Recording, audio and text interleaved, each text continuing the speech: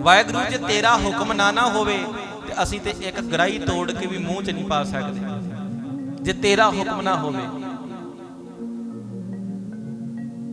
बड़े इदां दे दुनिया ते भी मिल जाते हैं जिन्हां दे आखिरी समय बुरकी तोड़ी मूँह दे विच पाई, अजे चंगी तरह पई भी नहीं कि श्वास निकल गए।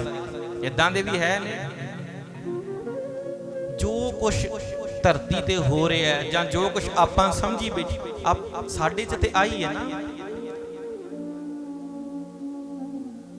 असीं इहो ही सतगुरु जी सतगुरु सच्चे पातशाह जी कहंदे है ना, आही जिहड़ी कूड़ दी कंध है टुटनी चाहिए है। महाराज तेरा शुकराना किवें हो सकता है, तेरे तेरे तेरे प्रवान किवें चढ़ सकते हैं, किव सचियारा होई है, किव कूड़ा टुटै पाल, हुक्म रजाई चलना नानक लिखिया नाल। बस गल तो इन्नी को है। भारी पोए अकिरत कण मंदी हूं मंदी। पर आपां पहलां ते अरदासां करने आ, जदों सतगुरु सुन लेंदे आ फिर कहने भी मैं कुछ कीता, मैं उद्यम कीता, मैं इदां कीता, मैं मेहनत कीती। पर नहीं गुरमुखो, जो धन गुरु अर्जन देव साहब सच्चे पातशाह जी नूं पुछांगे तो सतगुरु जी कहणगे मालका मैनूं योग करने वाला भी तू है, तेरे तो बिना कोई नहीं। क्योंकि तेरे अंदर शक्ति है, तेरे अंदर समर्था है। जल ते थल कर थल ते कुआं कूप ते मेर करावे, धरती ते आसमान चढ़ावे, चढ़े आसमान गिरावे, बेखारी ते राज करावे, राजा ते बेखारी, खल मूर्ख ते पंडित करबो, पंडित ते मुगधारी। महाराज करिए कि सतगुरु जी कहंदे भाई करना की है, सतसंगत दे विच आ, सतगुरु दी संगत दे विच आके अपने मन नूं साध ते ओदियां दित्तियां होईयां दातां दा शुकराना कर, शुकराना कर उस दित्तियां होईयां दातां। किसी इलाके दे विच एक फकीर रहिंदा सी, बड़ा पहुंचा होया फकीर रब दे नाल एक गल नाल ओहदे चेले भी सन जिहड़े ओहदे कोलों धर्म दी सिक्ख्या लैंदे सी, अध्यात्मिकता दी सिक्ख्या लैंदे सी। उस फकीर दी एक खासियत सी, एक जगह बैठ के नहीं सी रहिंदा, अज इत्थे कल नूं उत्थे परसों नूं उतों भी अगे चले जाना, तुरदे रहना, तुर तुर के रब दे बारे दसना, प्रचार करना। तुरदा जांदा है ते अपने चेलियां नूं कहन लगा, अपने शागिर्दां नूं कहन लगा, कहंदा भी भुख लगी है। वो छकदा भी 24 घंटियां दे विच इक्को वारी सी, पूरी दिहाड़ी दे विच सिर्फ इक्को वार प्रशादा छकना। ਉਹਦੇ चेले प्रशादा लैन नगर दे विचों चले गए, कहंदे मंग के लियाउने आ, छकदे आ, लोड़ है शरीर दी। ਉਹ ਜਦੋਂ वापस आए ते फकीर नूं कहन लगे, पीर जी साईं जी प्रशादा कोई नहीं मिलिया, किसी ने खैर नहीं पाई, सानू प्रशादा नहीं मिलिया। कहंदे चलो कोई गल नहीं, अल्लाह ताला अगे दुआ करने आ, आजो रल मिल के आपां अरदास करदे आं, वो दुआ करदे ने। जे अरदास दे विच अपनी दुआ दे विच कहन लगा, है अल्लाह ताला जिहदी सानू लोड़ सी तुसीं ओह लोड़ पूरी कीती है, तुहाडा कोटान कोट धन्नवाद, तुहाडा शुक्र है।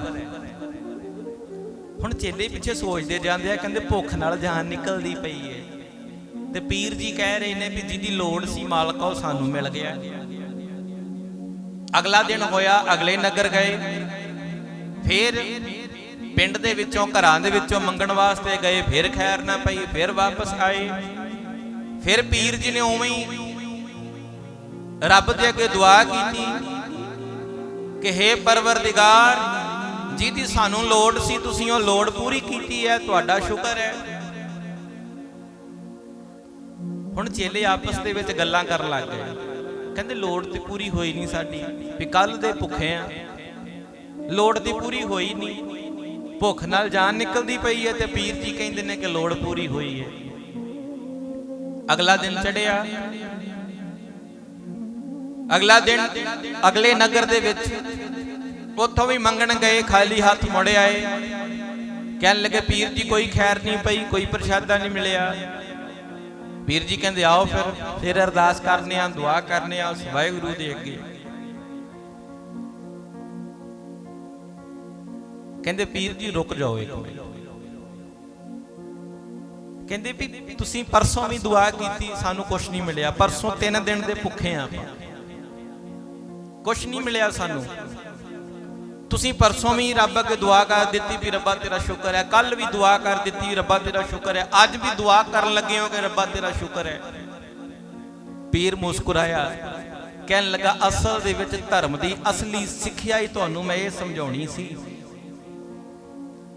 ਹੋ ਸਕਦਾ ਹੈ ਰੱਬ ਨੂੰ ਇਹ ਮਹਿਸੂਸ ਹੋਇਆ ਹੋਵੇ ਵੀ ਇਹਨਾਂ ਨੂੰ ਲੋੜ ਇਸ ਚੀਜ਼ ਦੀ ਹੈ ਕਿ ਇਹਨਾਂ ਨੂੰ ਪਤਾ ਲੱਗੇ ਭੁੱਖ ਹੁੰਦੀ ਕੀ ਹੈ।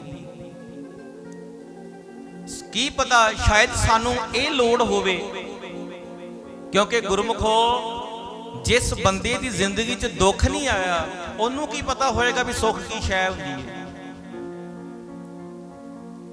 ਜਿਹੜੇ ਬੰਦੇ ਨੇ ਕਦੀ ਧਰਤੀ ਤੇ ਪੁੰਜੇ ਪੈਰ ਨਹੀਂ ਲਾਇਆ ਉਹਨੂੰ ਕੀ ਪਤਾ ਹੋਏਗਾ ਵੀ ਤੁਰਨਾ ਕਹਿੰਦੇ ਕਿਹਨੂੰ ਹੈ। ਜਿਹੜੇ ਬੰਦੇ ਨੇ ਕਦੀ ਧੁੱਪ ਨਹੀਂ ਵੇਖੀ, ਹਮੇਸ਼ਾ ਏਸੀਆਂ ਦੇ ਵਿੱਚ ਮਖਮਲੀ ਬਿਸਤਰਿਆਂ ਦੇ ਉੱਤੇ ਪਿਆ ਰਿਹਾ, ਉਹਨੂੰ ਕੀ ਪਤਾ ਹੋਏਗਾ ਕਿ ਮਿਹਨਤ ਕਿਹਨੂੰ ਕਹਿੰਦੇ ਹੈ, ਪਸੀਨਾ ਨਿਕਲਣਾ ਕੀ ਹੁੰਦਾ ਹੈ। ਉਹ ਪੀਰ ਜੀ ਕਹਿਣ ਲੱਗੇ ਰੱਬ ਨੂੰ ਇਹ ਮਹਿਸੂਸ ਹੋਇਆ ਹੋਏਗਾ ਕਿ ਇਹਨਾਂ ਨੂੰ ਇਹ ਜਣਾਈਆ ਵੀ ਭੁੱਖ ਹੁੰਦੀ ਕੀ ਹੈ। ਇਹ ਸਾਡੀ ਲੋੜ ਹੋਏਗੀ, ਅਸੀਂ ਥੋੜੀ ਜਾਣਦੇ ਆ, ਰੱਬ ਜਾਣਦਾ ਹੈ। ਕਈ ਵਾਰੀ ਆਪਾਂ ਵੀ ਨਿੱਕੀਆਂ ਨਿੱਕੀਆਂ ਗੱਲਾਂ ਤੇ ਰੱਬ ਦੇ ਨਾਲ ਨਾਰਾਜ਼ ਹੋ ਕੇ ਬਹਿ ਜਾਂਦੇ ਆ, ਰੱਬਾ ਤੂੰ ਸਾਨੂੰ ਦਿੱਤਾ ਹੀ ਕੀ ਹੈ। ਪਰ ਗੁਰਮੁਖੋ ਸਤਿਗੁਰਾਂ ਦੀ ਬਾਣੀ ਜੇ ਆਪਾਂ ਧਿਆਨ ਨਾਲ ਪੜ੍ਹੀਏ ਤੇ ਸਤਿਗੁਰੂ ਜੀ ਕਹਿੰਦੇ ਆ ਦੁੱਖ ਦਾਰੂ ਸੁਖ ਰੋਗ ਪਿਆ। ਕਹਿੰਦੇ ਆ ਨਾ ਧੰਨ ਗੁਰੂ ਨਾਨਕ ਦੇਵ ਸਾਹਿਬ ਸੱਚੇ ਪਾਤਸ਼ਾਹ, ਦੁੱਖ ਦਾਰੂ ਸੁਖ ਰੋਗ ਪਿਆ। ਸੁਖ ਰੋਗ ਕਿਉਂ ਹੈ? ਕਿਉਂਕਿ ਜਦੋਂ ਸੁਖ ਆ ਜਾਂਦਾ ਸਾਨੂੰ ਰੱਬ ਭੁੱਲ ਜਾਂਦਾ ਹੈ, ਸਾਨੂੰ ਤੇ ਡੀਜ਼ੇ ਚੇਤੇ ਰਹਿ ਜਾਂਦਾ ਹੈ, ਕੁਛ ਹੋਰ ਚੇਤੇ ਨੱਚਣਾ ਕੁੱਦਣਾ ਚੇਤੇ ਰਹਿ ਜਾਂਦਾ ਹੈ, ਰੱਬ ਥੋੜੀ। ਬੜੇ ਵਿਰਲੇ ਨੇ ਜਿਹੜੇ ਸੁੱਖ ਦੇ ਵਿੱਚ ਆ ਕੇ ਰੱਬ ਦਾ ਸ਼ੁਕਰਾਨਾ ਕਰਦੇ ਆ। ਨਹੀਂ ਬਹੁਤਾਤ ਤੇ ਮੇਰੇ ਵਰਗੇ ਬਸ ਸੁੱਖ ਮਾੜਾ ਜਿਹਾ ਆਇਆ ਨਾਲ ਹੀ ਉਛਲਣ ਲੱਗ ਪੈਂਦੇ ਆ ਵੀ ਬੜਾ ਕੁਛ ਹੋ ਗਿਆ। ਤੇ ਸਤਿਗੁਰੂ ਕਹਿੰਦੇ ਦੁੱਖ ਚੰਗਾ ਤਾਂ ਹੈ ਕਿਉਂਕਿ ਦੁੱਖ ਰੱਬ ਨੂੰ ਭੁੱਲਣ ਹੀ ਨਹੀਂ ਦਿੰਦਾ।